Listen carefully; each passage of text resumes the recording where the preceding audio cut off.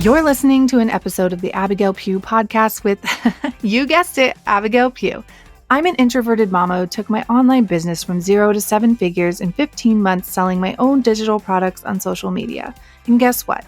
I did it all with my 3-year-old daughter no less than 3 feet away from me at all times. Now I'm bringing you everything I've learned about building a wildly profitable online business that supports your life while allowing you to truly live it. Get ready for raw, honest conversations with entrepreneurs making thousands per month selling their own digital products and people just like you who ditch self-doubt to create the life they've always wanted. If you're ready to make more money, have more impact, and still have time for the things that matter most, you're in the right place. Grab your sneakers, head out on your hot girl walk, and let's dive in.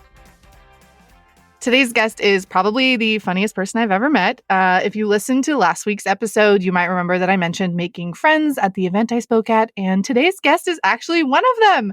Not only is she hilarious, she is known on the digital streets as the heartbeat behind the Instagram account No Shame Sales Game.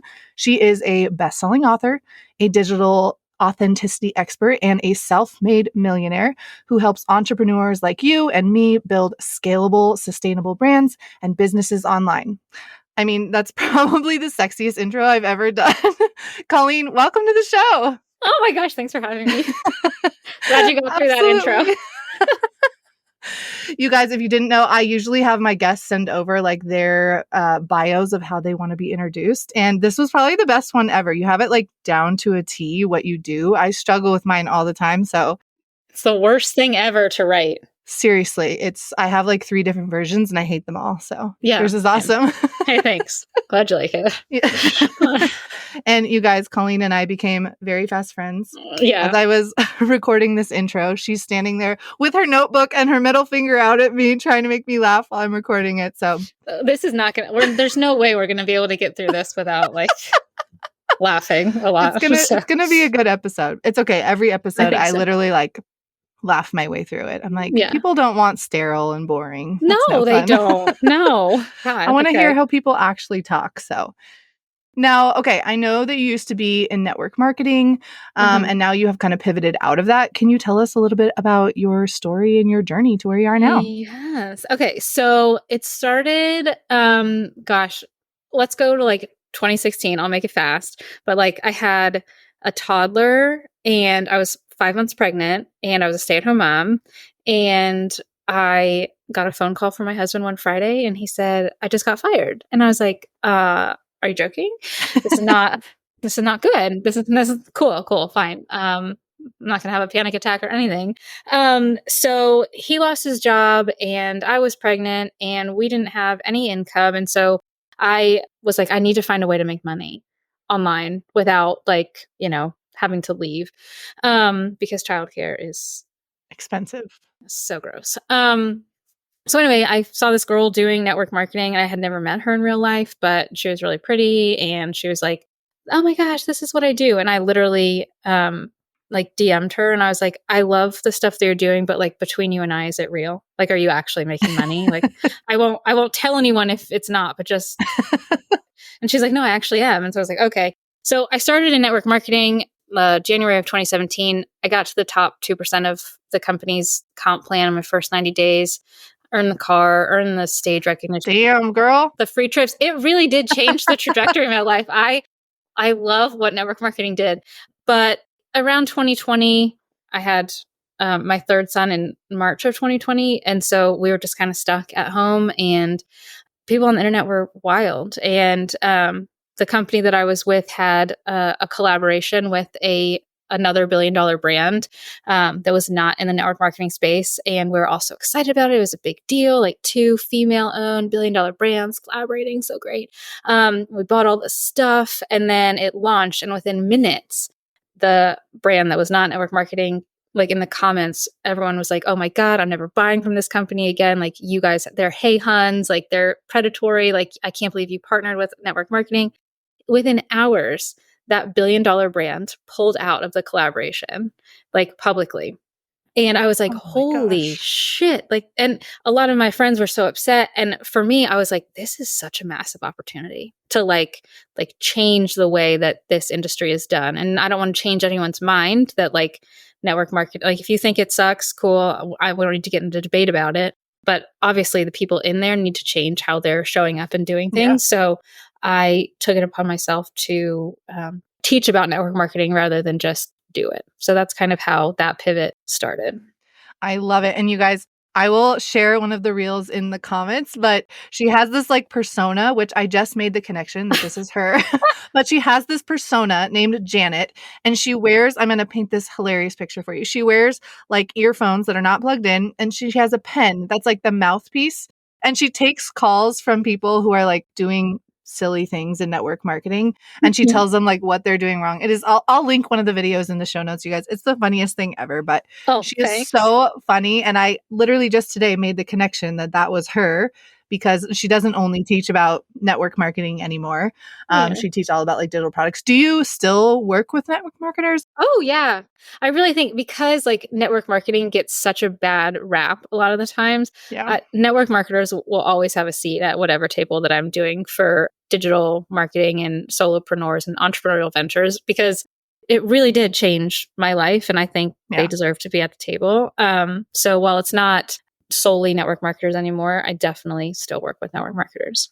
And now what are you doing now? I mean, I know what you're doing, but I tell mean, us what you're I doing. don't know actually what I'm doing. I was telling Abigail before this call, my whole day has been like so messed up. I've screwed up so many things already. But what am I doing now? I have a community where I teach digital marketers how to build sustainable, scalable brands and businesses online. So it's really working with anyone in the digital marketing space because that's where it's at. I love that. And okay, she wrote a book, which you guys, I recommend this book in, I don't remember where I recommend it. I think it's my starter kit. It's called Don't Make It Weird. I love it. It's very practical. I feel like all the business entrepreneur books out there are written by men. Yes. I do think like there's still a lot to learn from them. Like Alex Hormozy's book, $100 million Offer. I love that book. I think it's great. But a lot of like long-term stuff that he teaches in it doesn't apply to women, right? Because we are not like men in that like we have a cycle, right? Where there are different times of the month where like we need to be doing different things, where a man's like hormone cycle resets literally every day. Every 24 hours. Yeah. Do the same thing every single day and be fine. And women just can't do that. So sometimes I feel like the business and the entrepreneur books written by men just like aren't fully applicable to us as women. So tell us a little about your book. I love it. It's so good. Oh, thanks. Yeah, I think it really everything that you just said. Like every business book that I've read. Now, when I feel like I'm saying good things about my book, it's like when a bride says like, "You'll wear this bridesmaid's dress again." It's really great. It's beautiful. Like, no, I don't know. It's just like any other book that you're going to read. I've just taken my approach to showing up online, which I've been able to create the business that I have without ads or without click funnels or anything like that by leveraging human connection. So Yeah. I've really broken it down to the like equation of that. Yeah. And I really hate reading books that like I read it and I'm like, oh, this is great, but then I don't do anything. So Yeah. I really tried to like make it have like workbook stuff Yeah. throughout. So like you could read a portion and then like, okay, but now go do this and then read the next part. So if anyone, it's the Entrepreneur's Guide to Being Human on the Internet. If you're on the internet, you need Read it. this book. Yeah, it's on Amazon. She literally has pages where it's like, go create this story and try this Yeah. today and like see how people resonate with it. And that's another thing, like most books don't have that. Most books are like, Yeah.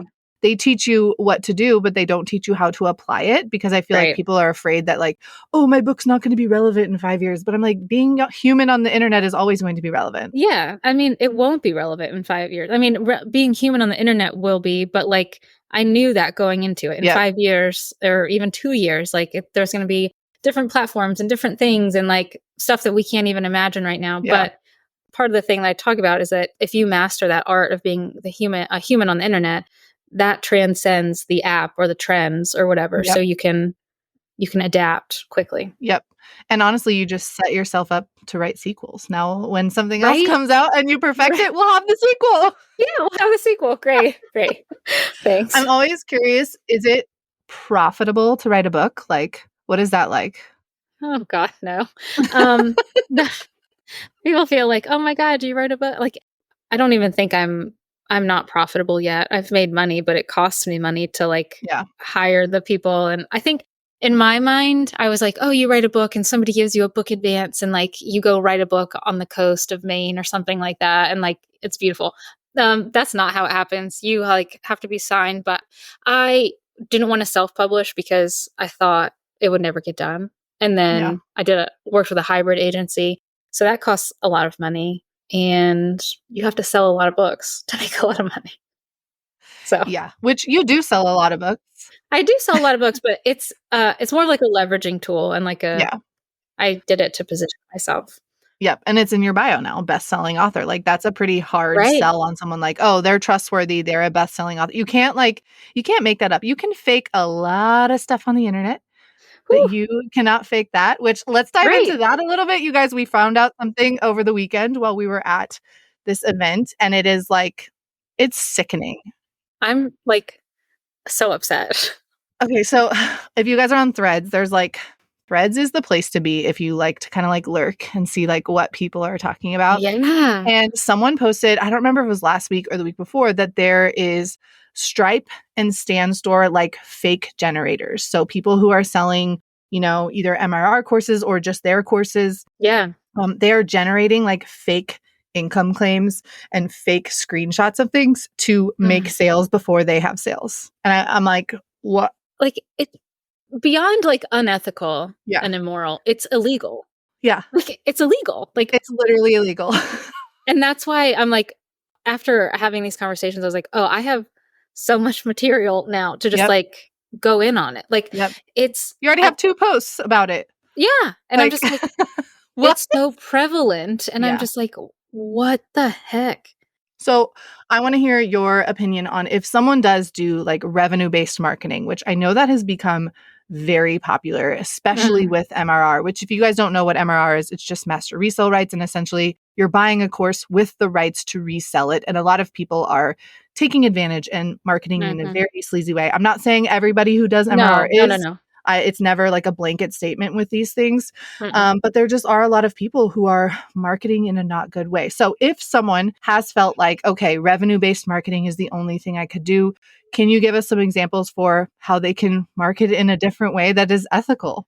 I mean, I don't. So, like in my thing, like when you read the bio, I like to say that I'm a self-made millionaire because I really do enjoy women talking about money Yeah. because I want to normalize women making money. I want more women making more money, but I mean, your last photo shoot, she literally had a gun with money shooting out of it and eating cake with money all over the table. Like this girl loves talking about money. I love money.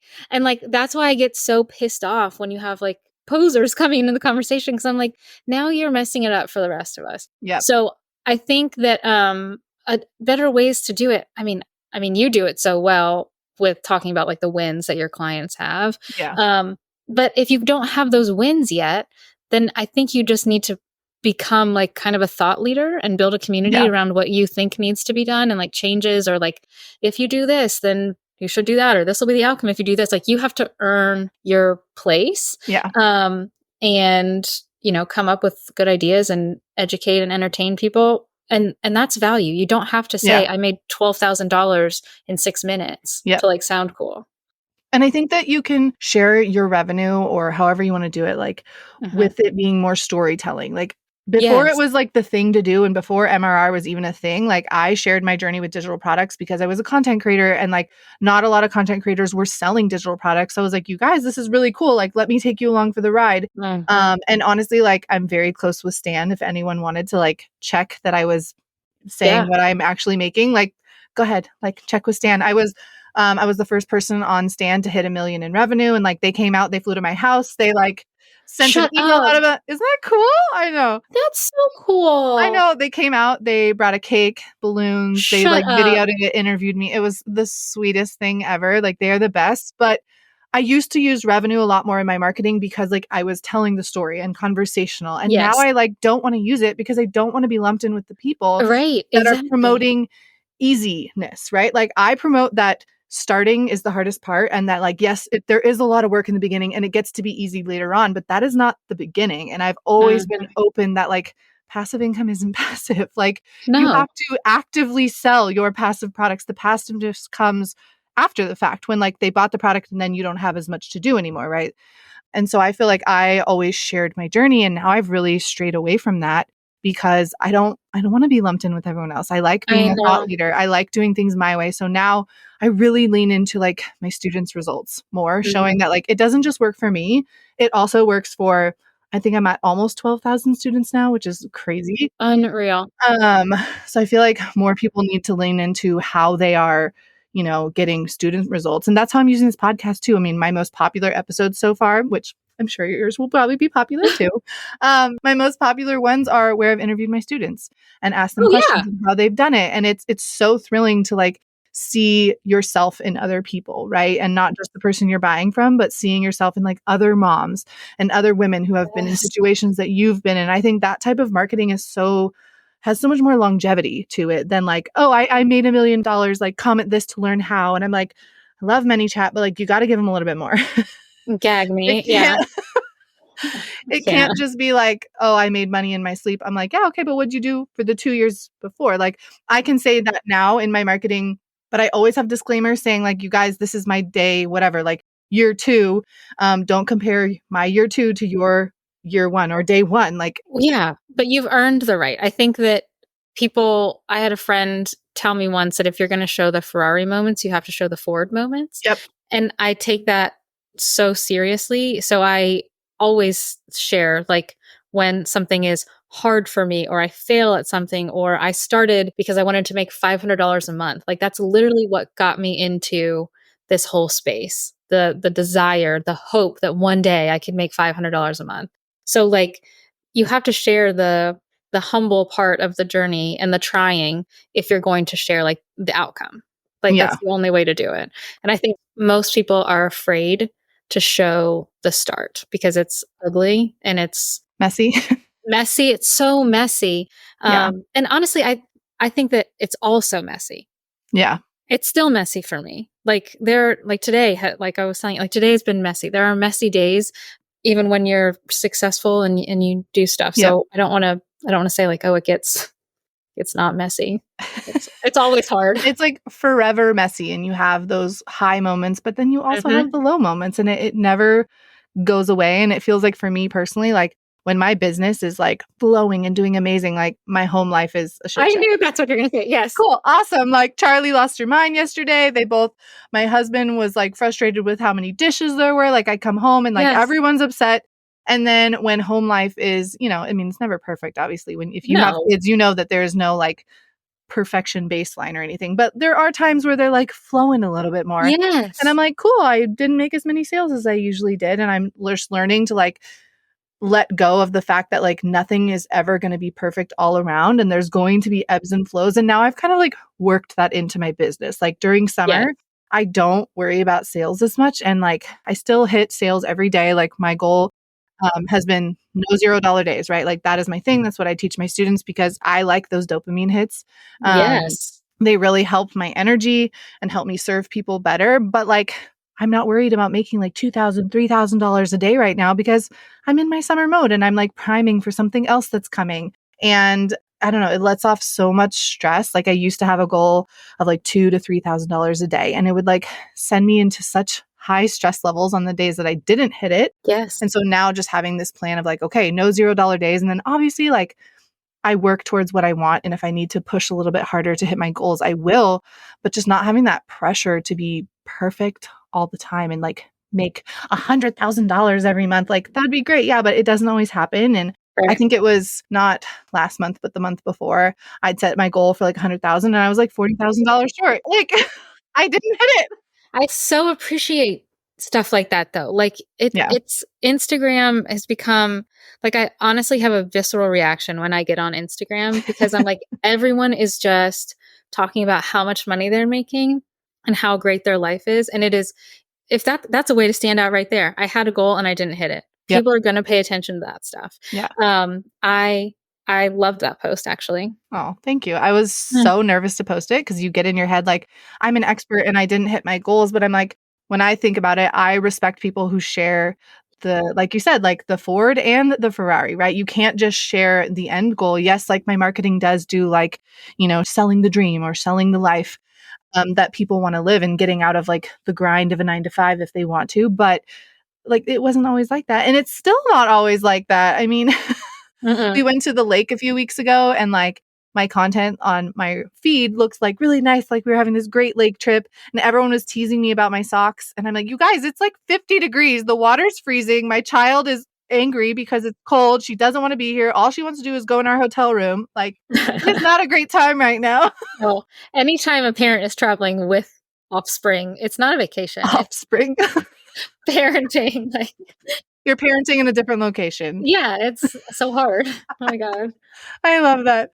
Okay, if you could so Colleen's big thing is teaching people how to be human on the internet, which you are very natural at it now, but like in the beginning, I can guarantee if you guys scroll back to the beginning of her feed, she probably wasn't as natural. Like when I was looking— Speak for yourself, Abigail. When I was looking for that old video, like you didn't talk the way you do now, like very comfortably and yourself in the beginning.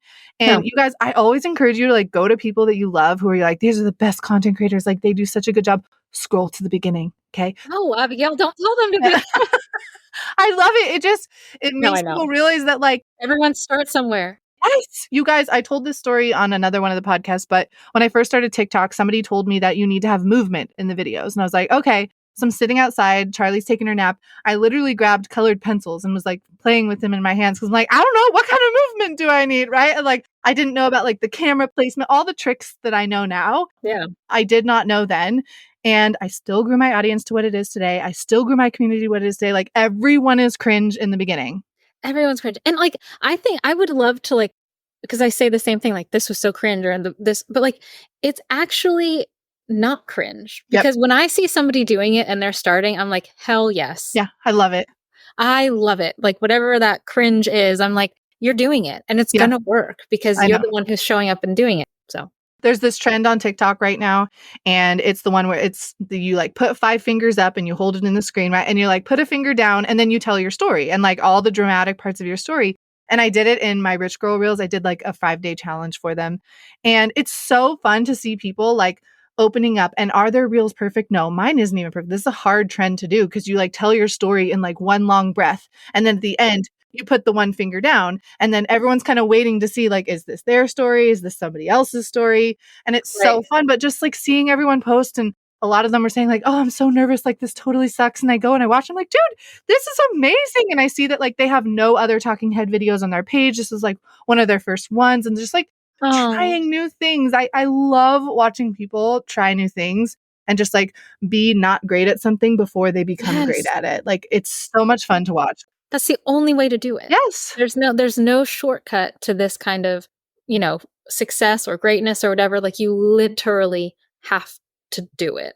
You can't like study and behind the scenes and think your way into it. Like you have to take action. Yeah. I know for me that I do a lot more like B-roll and stuff like that just because I've had a lot of health issues where I'm like not able to show up and talk. And like I love talking head videos and getting a little bit more, personal with people, but I've been detoxing from mold for the past year or longer probably now, but it's just been a lot. So like my capacity hasn't been there. And I know you're like the opposite. You guys, if you go to Colleen's page, she's almost hardly any trends, mostly talking head videos, and you have a really good series. How would you recommend people like find a series to do?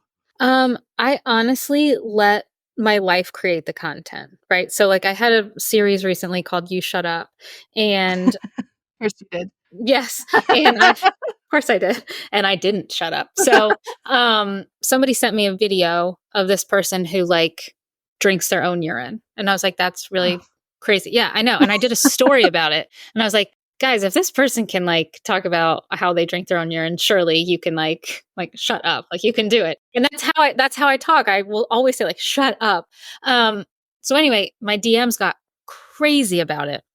And I was like, oh, this is something. Yeah. So then I made it into a reel. And then I just kept being sent and then being fed just weird things. And so I would be like, okay, 2 words. I don't know. I won't say it because I don't want to get in trouble, but like it's weird stuff. And that was my life. Literally, I didn't have the idea because I was like, oh, I'm gonna Yeah. whatever.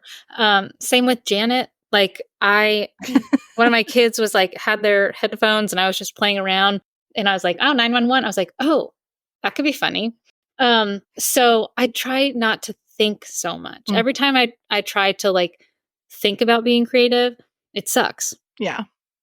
So that's how I come up with Yeah. series. I feel like series happen on accident, kind of. Like, Mhm. you try different reels and you try and make sure that it's something that you could replicate in, like, a slightly different way, obviously. Yes. Like, day in the life, those are kind of not generic, but, like, you do had to add a twist to them, right? But, like, day in the life videos, you could keep doing over and over and over again because you have a different day every single day, right? And you do different God, things. they're so hard though. Oh, they just take so much time. They take so much time. I can't do it. I can't do it. I try and then I get to like 9 a.m. and I'm like, forget Well, you this. have to do everything twice to set your camera up. Like, that's the hard part for me is that I'm like, okay, I'm walking to my bed.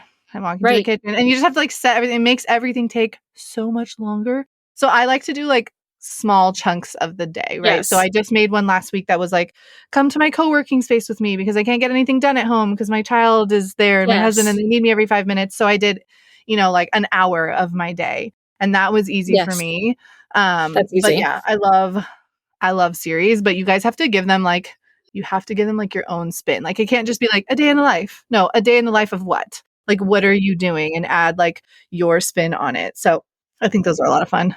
Yes. I just want people to like, yes, look at a trend. Yes, do whatever. But like, honestly, at the same time, like, just stop trying. Yeah. I don't know. Just stop trying to be something. And like, truly, I kind of treat my Instagram like a stream of consciousness. Like, I see something and I'm like, what do we think about that? Yep. I don't think so much about it. Yeah. And Colleen definitely sells more in her stories than she Oh does yeah. in her reels because her product it is a digital product, but it's a community and you buy like a year's worth of Mhm. access, right? So it's $365, dollar a day. So that's something that she like nurtures people more. So her reels definitely are more like outreach and like Mhm. finding new people, nurturing her current audience. And then she sells more in stories, which it's always so fun to see like how How successful people do people it. like, do it differently. Like, I love it. Like, some people will come to me and they're like, I don't sell it all on social. It's all email. And I'm like, I'm the opposite. I nurture an email and connect and then sell on social. And like, I love it. It just works for me.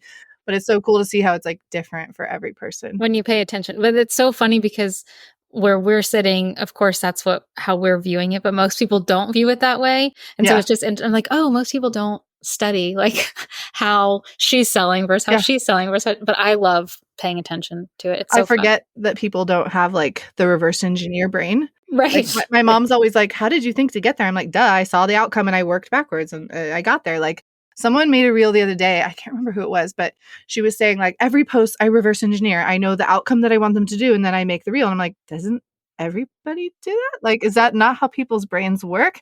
And I was like, wow, I need to be more clear about that because that's how I do. I'm like, what am I selling today? Right? Do I want to promote my podcast? Do I want to promote engagement? Do I want to promote a product? Right. And then Yep. I create my reel working backwards so that I position the product as Yes. the solution to their problem. And Yes. my husband was like, yeah, people don't think that way. And I was like, I'm like, what? wow, who knew? Wow, who knew? It is. It's so weird because, and I also think when creating digital, that like kind of segueing into digital products, I think that a lot of people think like, oh, I'm good at this, so everyone's good at this. Yep. I think this way, everyone thinks this way. So I couldn't possibly monetize it because Yeah. everyone thinks that. But like, this is a great example of like, most people don't think the way that you think, or they're not good at things that you're good at. Right. And it's so much fun to like create products and have those light bulb Yes. moments for them. I don't know. I love getting DMs from people. They're like, you simplify it so much. And I was like, Yes. I just thought it was common knowledge, but it's No, not. And not. like, That's there's not. always that one person that's like, I already knew all of this. I'm like, then why did you buy Shut a up, Karen. beginning Like, course on this? God, like, yeah, I can't. I know. That could be a whole nother episode. That's not like productive Mm-mm. feedback. I love feedback from people, but it's hard when it's just Yes. like, I didn't like it. I'm like, okay, what did you not like about it? Like, how can I make it better? I don't know. I just didn't like it. I'm like, Great. helpful? Don't Thanks, really know how to Vanessa. help you. Yeah. Ooh, Vanessa. Yeah. I don't know. It's the first thing that came to mind. Okay. 3 things people can do to be more human on the internet. Ready, set, go. Oh, No geez. pressure. Oh, gosh. Like, I want tactical. I don't want like, I want like Love tangible yourself. tactical. Yeah. Oh my God. No. Live, laugh, love. Live, laugh, love. Okay, three things. Be more human on the internet. I want you in your stories on video speaking to people every single day. Boom. So, like, every day you have to be in there telling me something. I also want you to position yourself as a recommendation resource. This is like what friends do. If Yep. I'm looking for something, I'm going to ask my friend, hey, what under eye cream do you use? Hey, where did you get that shirt? Whatever. So I sell a lot of what I make money off of because I'm constantly recommending things. So I'm like, oh my gosh, I bought this cup. I bought this necklace. I bought whatever. I want you also recommending something to your people and saying, like, this is what you need. Because when you do that and they buy it and they like it, you've solidified, oh, she's legit. And they've opened their wallets Yep. psychologically to you. And then the third thing is that I would also, and again, you're going to be like, Colleen, my story is too much. Nay. I want you in your stories, and I also want you asking for recommendations. I want you saying, where am I getting this? What are you watching? What are you eating? Yep. What do you think? If you can Google it, I want you to ask it in your Yep. stories, unless it's like, is this chlamydia? Like, don't do that. But like, see your doctor. But like, if Oh it's like, gosh. what is like everyone watching? So then it becomes you're creating engagement. Like, Yep. they're talking to you. You've also neutralized the selling, like the weirdness, because they're Yep. telling you, oh, this is where I bought these shoes or this. So you're selling back and forth. So get in your stories every day and you're talking. I want you recommending something.